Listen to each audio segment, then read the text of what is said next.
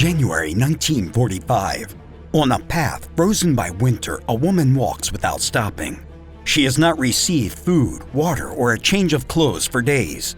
Her situation is identical to that of thousands of inmates who advance in lines that seem to have no end.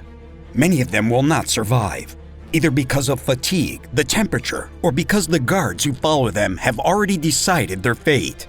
It is a true death march, a merciless forced transfer of both prisoners of war and inmates of the death camps. However, although historians of World War II use this term to refer to events of the Holocaust, these were not the only ones during the conflict. So, do you want to know which of them were the worst, as well as their consequences? Then join us in this new episode of Military History, and prepare to travel back in time. As the Allies advanced on their positions in early 1945, the Third Reich decided to accelerate the slaughter in its concentration and extermination camps, apart from concealing the atrocities committed. But time was short, and there were thousands of prisoners. So, what options did the Nazis have? A simple evacuation. However, this was a euphemism that would not only spread in Europe, where the term Death March was coined by its victims, but also in the Pacific Theater. Although the first of these marches happened in 1940, when 800 Polish prisoners of war made a walk of 100 kilometers, others no less important would be ordered by the Empire of Japan. So, let's chronologically review the most tragic marches. On April 10, 1942, approximately 60,000 Philippine POWs and 10,000 Americans began to march. The situation occurred after the Japanese conquest of the Bataan Peninsula on the island of Luzon. In groups of 100, the men traveled more than 100 kilometers from Mariveles, in the extreme south of the peninsula, to the city of San Fernando, where the camps where they would be held were located. Their march lasted around 5 days, in which they had to endure not only 35 degrees of temperature, but also, on the way, the Asians beat them and used their bayonets against those who were too weak to advance, leaving them to starve. They even shoved them under tanks or made them stand still in the midday sun until some collapsed from the heat. They also buried alive those who couldn't get up the next morning. Between 5,000 and 18,000 soldiers are believed to have died. In addition, thousands of those who survived also found death in camps or in the ships of hell, which transferred them to Japanese territories to do forced labor. Lester Tenney, a survivor from the United States, declared, "If you stopped, you died. If you had to go to the bathroom, you died. If you had symptoms of malaria, you died. It didn't matter what happened to you. They cut off your head, shot you, or killed you with the bayonet." Numerous castrations, disembowelment, beheadings, amputations, bayonet attacks, shootings, and simply beating defenseless, starving, and wounded soldiers to death were common in the marches, in sight of defenseless comrades, said Paul Ashton, American doctor and survivor. Now, let's look at the cases from Europe.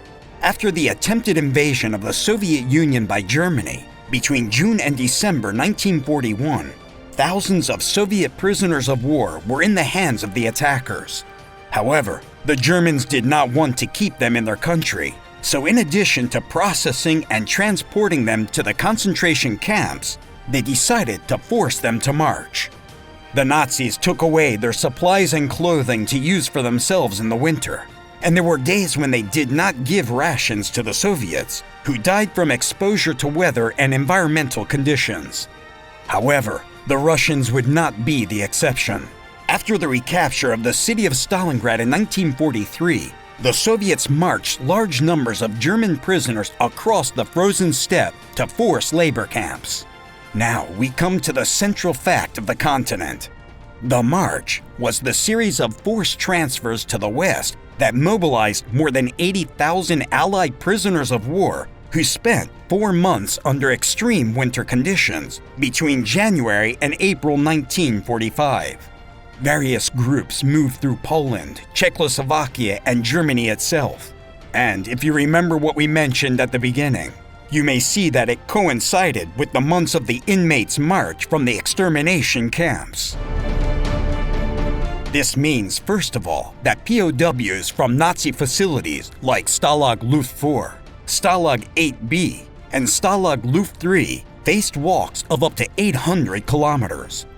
Most of the people captured had suffered years of food shortages and did not have appropriate clothing for temperatures approaching 25 degrees below zero. Sources indicate that approximately 3,000 prisoners perished. Something similar happened to Jews who traveled from camps like Auschwitz-Birkenau, Stutthof, Buchenwald, and Dachau to cities like Loslau, the Baltic Sea coast, or the Austrian border. For example, about 400 prisoners who left Auschwitz and could not continue were assigned to an alternative route, never to be seen again. In addition, after reaching the camp in the city of Gliwice, a group of inmates had to remain outside as the site was overflowing. Most of them froze to death. The same happened to men, women, and children who marched from other regions such as Silesia, Pomerania, Moravia, and Bohemia. They died from fatigue, frostbite, overcrowding in trains, or from shots or blows from the SS troops who punished whoever stayed behind. Some managed to escape, but it is estimated that of the 750,000 concentration camp prisoners sent to the marches, between 250 and 375,000 lost their lives, including deaths on German streets. There were 59 marches from the Nazi camps, with or without a specified destination, which used to last between 6 and 10 days of walking. It was the most strenuous race of our lives, a matter of life and death. We were malnourished and miserable. People surrendered and preferred to be shot instead of continuing with this insufferable fight, said Greta Solan, a survivor. We must still refer to one last march, because from January to March 1945, the Japanese marched more than 1,000 young British and Australian prisoners through 260 kilometers of swamps and jungles on the island of Borneo, including the eastern slope of Mount Kinabalu. Throughout 3 phases, malnourished or severely ill men moved from the Sandakan city labor camp to the Renau village. In the second stage, they marched for 26 days. Those who collapsed or were not strong enough were killed or left to fend for themselves, while dysentery wiped out the rest. Finally, a group of 75 members started the last march, but due to their weakness, none would reach 50 kilometers. Only 6 Australian soldiers survived out of around 2,500 prisoners. It should be noted that there were even more marches of this type. The Brno March, which expelled the Germans from Czechoslovakia, and the Bleiburg repatriations, which were the martyrdom of the Croats, as well as the Armenian genocide that echoed in World War I. Now, we'd like to ask you, would you be interested in learning more about these events? Leave us your comment below. We also invite you to subscribe and activate notifications to learn about many more military events that left their mark on history. Thank you very much for joining us, and until the next video.